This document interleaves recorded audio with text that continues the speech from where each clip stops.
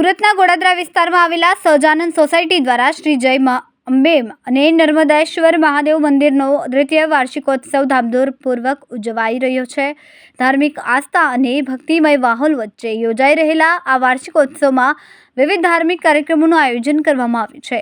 સવારે હવન અને પૂજાનું આયોજન કરવામાં આવ્યું, જ્યારે સવારે 10 વાગ્યે વરલક્ષ્મી વ્રતનું આયોજન કરાયું। બપોરે 12:30 વાગ્યે ભંડારાનું આયોજન કરવામાં આવ્યું, જેમાં મોટી સંખ્યામાં ભક્તો પ્રસાદનો લાભ લેશે। તો સાંજે 5 વાગ્યે ભવ્ય શોભાયાત્રા યોજાશે, જેમાં તેલુગુ સમાજના આગેવાનો સહિત મોટી સંખ્યામાં સમાજના લોકો જોડાશે। સમગ્ર ધાર્મિક કાર્યક્રમને લઈને આયોજકો દ્વારા ભવ્ય તૈયારીઓ કરવામાં આવી છે અને ભક્તોમાં પણ ભારે ઉત્સાહ જોવા મળી રહ્યો છે। સાથે સાથે વોર્ડ નંબર 25ના નગરસેવક સંજયભાઈ પાટીલ તેમજ તેમની ટીમ ઉપસ્થિત રહ્યા હતા।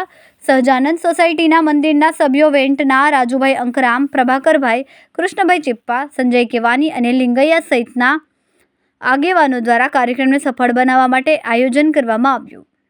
जी, आपका नाम? संजय वाणी, मैं सहजानंद सोसाइटी से बोल रहा हूँ। हमारे सहजानंद सोसाइटी में इवन 90% तेलुगु समाज है और वो भक्ति भाव से इतने है कि उनके कृपा से आज मतलब उनकी इतनी मेहनत है, यहाँ बड़ी जमीन पे ही आज अम्बा माता का मंदिर और नर्मदेश्वर महादेव का मंदिर उन्होंने खड़ा किया है।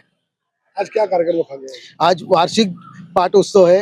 माता जी का मंदिर आज के 2 साल पहले निर्माण किया गया था। उनके पहले अध्यक्ष थे श्रीनिवास भाई। जी, आपका नाम? मेरा नाम प्रभाकर कुरापाटी है। यहाँ का प्रमुख श्री वेंकन्ना भाई है और मैं सेक्रेटरी हूँ।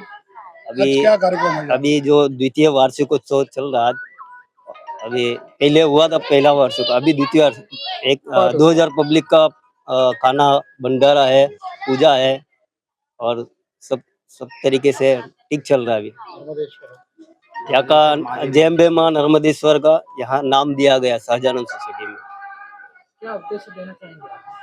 सभी लोगों को क्या सब आस्था रखो, अच्छी तरह भगवान का नाम पे राम नाम से अच्छी तरह चलते रहो, मेरा ये।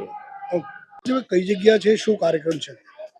આ સહજાનંદ સોસાયટી છે ને આ વોર્ડ નંબર 25 નો અમારો વિસ્તારમાં આવે છે અને આ સહજાનંદ સોસાયટીની કોમન જગ્યામાં માતા અંબામાનું મંદિર છે અને સાથે સાથે નર્મદેશ્વર મહાદેવજીનું આ મંદિર છે। આજે દ્વિતીય એની એ વર્ષગાંઠ છે। એ વર્ષગાંઠના અનુસંધાનમાં જે શ્રાવણ મહિનાના પવિત્ર શ્રાવણ મહિનો છે એના કારણે પૂજા અર્ચનાને એને દ્વિતીય વર્ષગાંઠને ઉજવી રહ્યા છે નર્મદેશ્વર મહાદેવ મંદિર।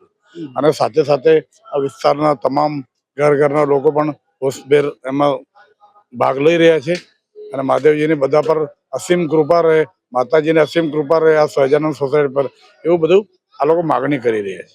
શું સંદેશો આપશો લોકોને? આજે શુભ દિવસ છે, શ્રાવણનો પવિત્ર દિવસ છે, શ્રાવણ મહિનાનો। સૌને સુખ સમૃદ્ધિ અને એનાથી સુખ સમૃદ્ધિથી રહે અને હળીમળીને રહે અને દેશના વિકાસ માટે સૌ આપનો પોતપોતાનો ફાળો આપે। બીજી વસ્તુ તો આજે સ્વચ્છ સુરત રાખે, હરિયાળું સુરત રાખે, સુંદર સુરત રાખે। આપણા જળશક્તિ મંત્રી છે CR પાટીલ સાહેબ એ સતત કહેતા હોય પાણી બચાવો અને બધાને પણ મારી એ જ વિનંતી છે પાણી બચાવવું જોઈએ, જેના થકી આપણે જલ હી જીવન હૈ, જલ હી કલ હૈ, એ મારો સંદેશો છે ખાસ।